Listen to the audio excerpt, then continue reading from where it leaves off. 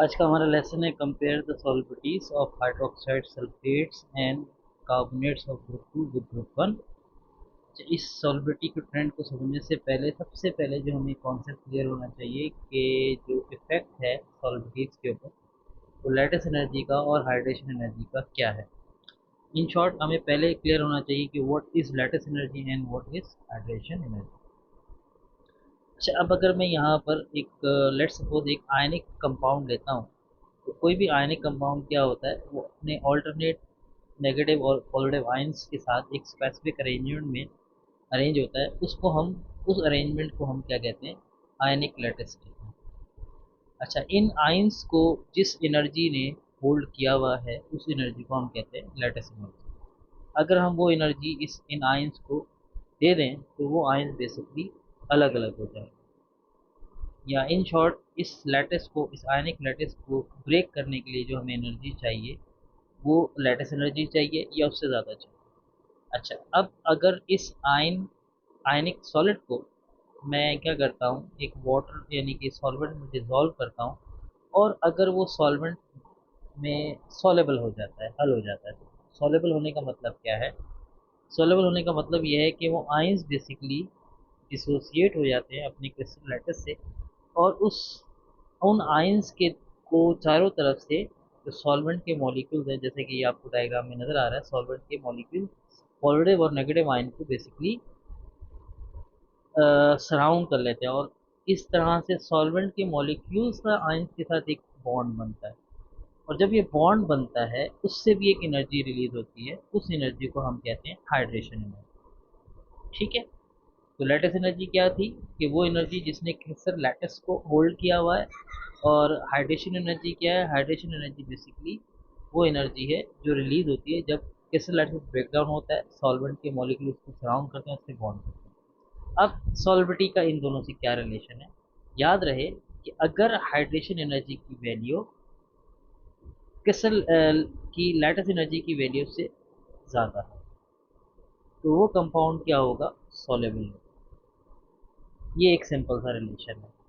और इसका vice versa क्या होना चाहिए कि अगर लैटिस एनर्जी ज़्यादा है और हाइड्रेशन एनर्जी कम है तो फिर वो कंपाउंड की सॉल्बिलिटी कम होगी या वो इनसॉल्युबल होगा। बहुत सिंपल सी बात है, ज़्यादा मुश्किल बात नहीं। अच्छा, अब हम बात करेंगे कि फिर हाइड्रेशन एनर्जी और लैटिस एनर्जी, क्योंकि हमने बात करनी है ग्रुप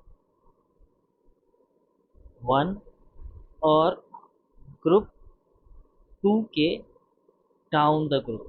अच्छा, डाउन द ग्रुप, क्योंकि इनके जितने भी कंपाउंड्स हैं, अब जैसे अगर हम ग्रुप 1 के आयंस की बात करें वो सारे के सारे आयनिक फॉर्म में होते हैं।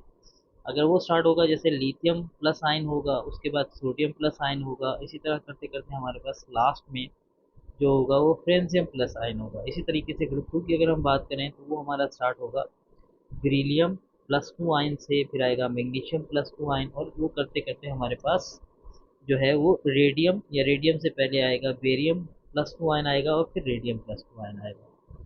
तो आया कि हमने ये चीज़ समझनी है कि डाउन द ग्रुप जो है वो हाइड्रेशन एनर्जी की वैल्यू और लैटिस एनर्जी की वैल्यूज में क्या फ़र्क आता है। अगर मैं आपको ये बात बताऊं कि ये दोनों डिक्रीज होती हैं, बोथ डिक्रीज।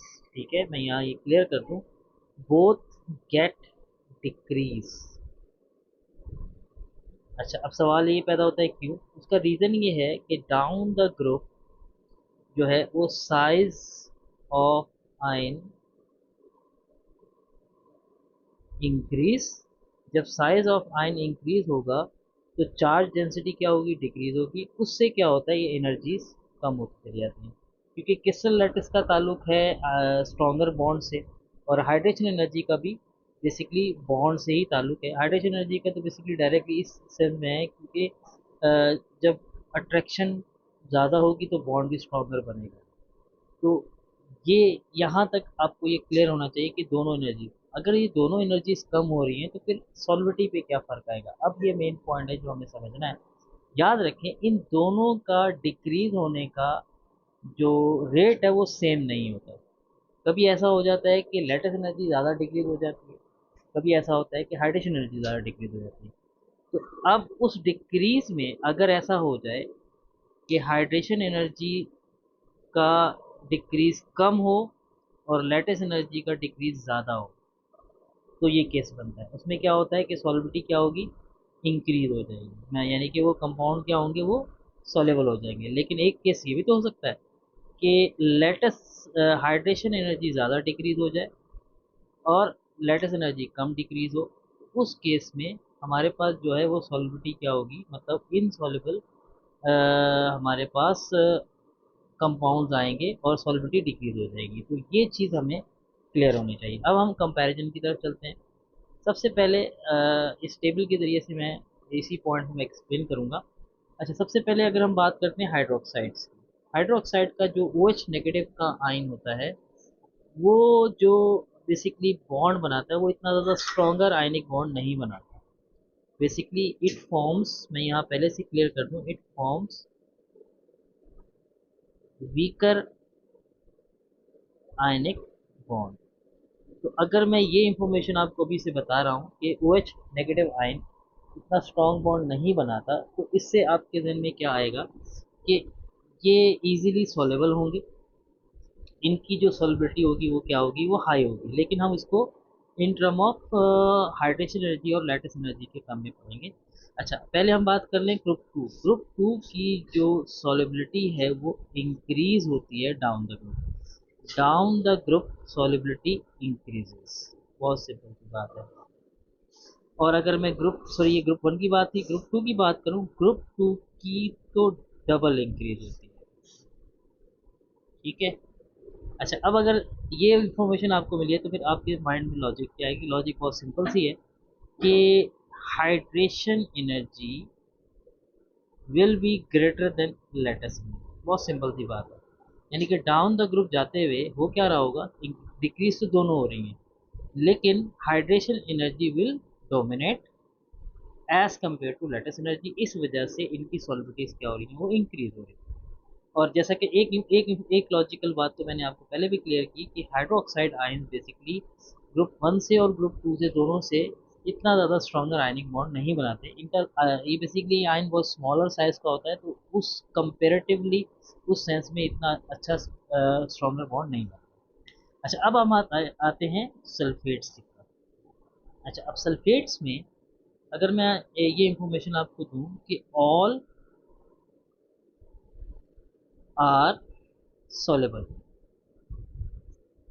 पहली बात तो ये है कि जितने भी सल्फेट्स हैं ग्रुप वन के वो सॉलेबल हैं, बट डाउन द ग्रुप जो सॉलिबिलिटी है वो क्या होती है, वो डिक्रीज होती है। ये मैं आपको बिल्कुल प्रैक्टिकल इंफॉर्मेशन दे रहा हूँ। अच्छा, और ग्रुप टू की अगर हम बात करें, ग्रुप टू के जो होते हैं वो लेस सॉलेबल होते हैं, और डाउन द ग्रुप इनकी solubility 3 times compare to group one, 3 times decrease होती है। अच्छा, अब इसका क्या रीज़न आपके माइंड में आएगा, क्योंकि ये बिल्कुल अपोजिट ट्रेंड आ गया इससे, जब ये हमने ऊपर देखा था। तो इसका रीज़न सिंपल सा ये है कि हाइड्रेशन एनर्जी की वैल्यू ज़्यादा डिक्रीज होगी कंपेयर टू लेटेस्ट एनर्जी। मतलब लेटेस्ट एनर्जी पे इतना ज़्यादा फर्क नहीं पड़ रहा होगा जितना कि हाइड्रेशन एनर्जी, यानी कि डाउन द ग्रुप आप ये कह सकते हैं। इसको मैं इस तरह से समझा सकता हूँ थोड़ा सा इसको, कि जो लेटेस्ट एनर्जी की वैल्यू में इतना फर्क नहीं आएगा जितना हाइड्रेशन एनर्जी की वैल्यू में आएगा। तो इस वजह से ग्रुप वन और ग्रुप टू दोनों में sulphates down the group decrease हो रहे हैं, लेकिन ग्रुप टू में ये डिक्रीज 3 टाइम है। और हम इसको हाइड्रेशन और लेटेस्ट एनर्जी की टर्म में इसी तरह से एक्सप्लेन कर सकते हैं।